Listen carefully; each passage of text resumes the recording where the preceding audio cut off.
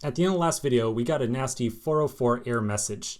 That was due to a little oversight on my part. We changed our routes file, and whenever we do that, we have to restart our server. Otherwise, the server is not aware of these new routes that we are defining. The reason that I didn't immediately catch that is that it's kind of interesting. When we get to the client side, that routes file is read successfully and automatically refreshed. So if we navigate around our application, like by clicking on links and whatnot, the changes to the routes file will be reflected inside the application. However, it's when we refresh the application that those routes are not actually used by the server. So it works on the client, but not on the server. So to solve that issue, all we have to do is restart our server. So at the command line, you can stop the server with Control-C, and we'll start it right back up with npm run dev. All right, so we'll give it just a second to boot back up. As usual, we should see that compiled successfully message, and then we can refresh while looking at the request route. And after a little bit of boot up time, we'll eventually see our component appear back on the screen. Yeah, there we go. So now I can click on add request, and we go over to the request/new route. And now I can refresh this thing, and the same page will appear. Very good. All right, so now that we have this route in place, we can start thinking about the actual content of this page. Now this is going to be yet another form that we're going to be building. So this is form number 3. So we've gone through this process twice already, and this form is going to be completely identical to the other two.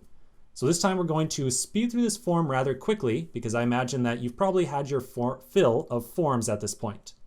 So let's go work on our request new component, and we're going to put this thing together in record time.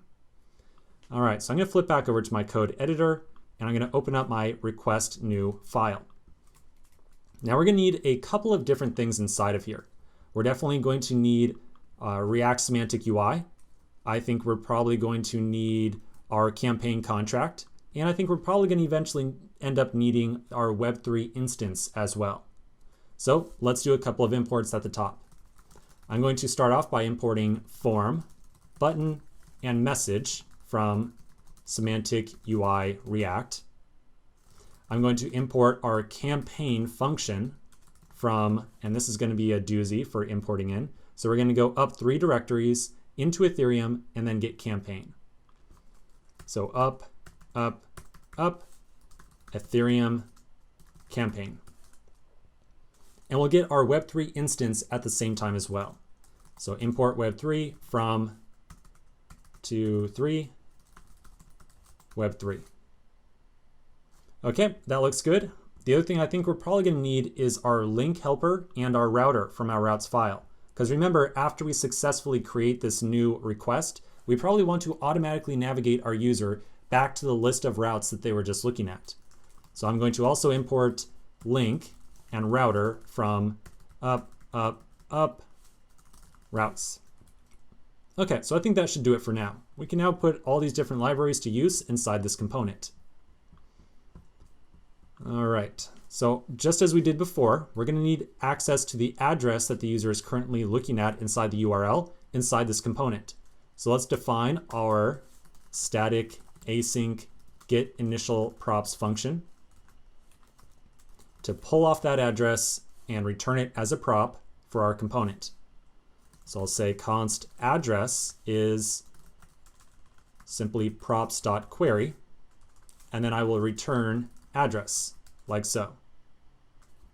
Then we can start putting together some of the different markup inside of our render method. So this is going to be where we actually create our form. So I'm going to return our form. And then inside this thing, we're going to have 3 separate form fields. So the first one will be to add a description for the request, then the value in Ether, and a recipient as an address. So I'm going to place a form.field. We'll do a label inside of here. The first one is going to be a description. And then you know what, just to save a little bit of time, I'm going to copy paste this down twice more for the other 2 fields that we need. So 1 and 2. And then I'll fix up that indentation. The second field that we're going to create is going to be the value, and that is supposed to be in Ether, is what we're are reflecting here. So let's do the same. So value in ether. And then finally the description. Or not the description, but the recipient address. So we'll mark that as simply recipient, like so.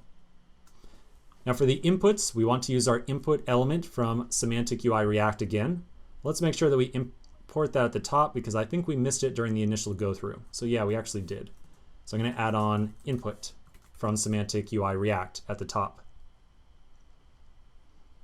So now we can add in an input to each of these field elements. So I'll do input and one more input as well. Now each of these inputs right here needs to get some initial state initialized, and then we have to set up event handlers on all three. So that's going to be a little bit of typing. We might as well start right now. Let's first initialize our state object above our getInitialProps. So I'll say state equals, and then we'll give this thing value of empty string, description of empty string, and then finally recipient as empty string. Now we can make use of these on all three inputs. So we'll do each one at a time. So the first one is our description. So we'll set up its value as this.state.description. And we can set up our onChange handler. So onChange event this.setState description is going to be event.target.value. I'm going to save this right now just so that it'll reformat so you can see everything nicely on one line. All right, there we go. So now we can repeat that same process for the other two inputs as well. So we'll do value is this.state.value. We'll do an onChange of event this.setState. Value is event.target.value. And I'll save it again, and I don't think it's going to do any reformatting this time. Okay, just one more. So we want to do our last input here for the recipient. Its value is going to be this.state.recipient. We'll do an onChange with event this.setState value, or not value this time, excuse me. This is going to be our recipient, will be event.target.value. Okay, so we just did a tremendous amount of typing there. I do highly encourage you to check some of your typing on all these inputs. So make sure that on all three of them, we are passing in a prop of value and onChange. And then we should see description. We should see value, updating value.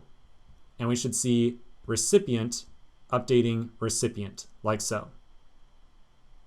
Real easy to make a typo here, so do triple check on that. All right, so now that we've got those form fields down, we can now create our button at the bottom. So we'll make my button, which is going to be a capital button because we're using the button component coming from React Semantic UI, or Semantic UI React, excuse me. I don't think the order in that name really makes a difference, right? We'll give this button a name of create, and I'll mark it as primary for its styling. Okay, I think this is a good start. Let's flip back over to our browser and see how it's going. So back inside the browser, yes, we got our form showing up. Now the layout component obviously has not yet been required in because we have absolutely no styling on this thing just yet. So let's make sure that we also import the layout and display that inside the render method as well. So up at the top, I'm going to add in yet another import statement. I'll get layout from 1, 2, 3 components, layout, and then I'll place this thing inside of our render method. So down inside of render, right here, right above the form, I'll put layout, and I'm going to indent the entire form just to get my format or my indentation correct, and I'll close off the layout as the bottom tag, like so. So now if I go back over, yeah, there we go. Much better styling than what we had before. Now the form definitely looks appropriate. However, it's kind of unclear to our users what they're doing here, right? Like there's no title on this form or anything like that. So maybe we should very quickly add on a title so that it's a little bit more clear what you're doing here.